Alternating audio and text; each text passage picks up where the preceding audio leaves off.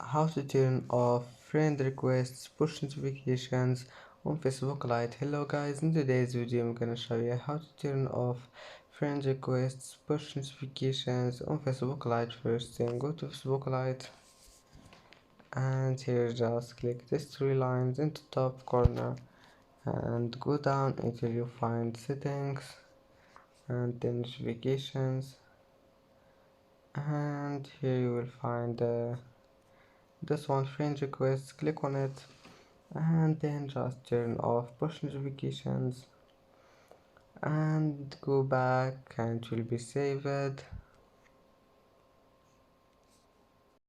And that's it for today's video. If you like this video, please don't forget to like and don't forget to subscribe, and thank you for watching this video until the end, and now see you in the next video.